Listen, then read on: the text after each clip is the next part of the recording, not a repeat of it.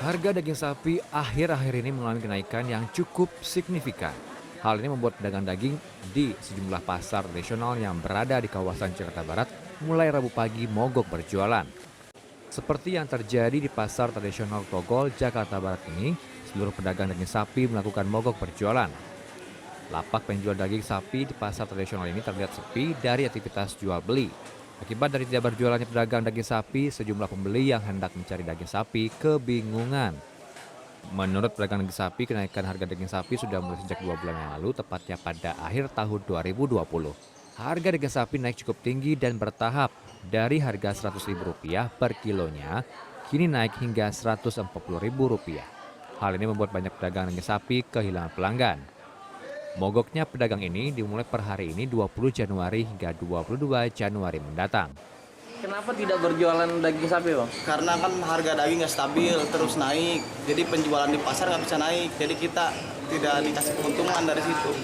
Jadi makanya kita ini adakan aksi mogok. Kita nggak mogok ke jalan, tapi kita mogok berjualan. Biar pemerintah pada tahu, maksudnya harganya terus naik, biar stabil dulu harganya. Mogok berjualan juga terjadi di Pasar Baru Kota Bekasi. Sejak Selasa sore, pasar nampak sepi dan hanya beberapa pedagang daging sapi yang berjualan.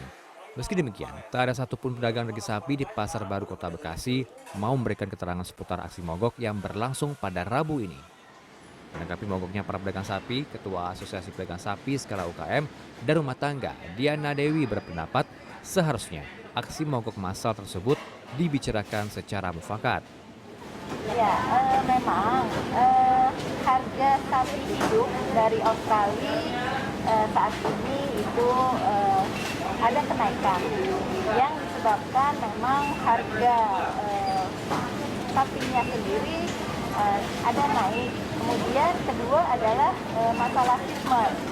Yang lalu kan ada lockdown dan adanya pengurangan dari pelayaran.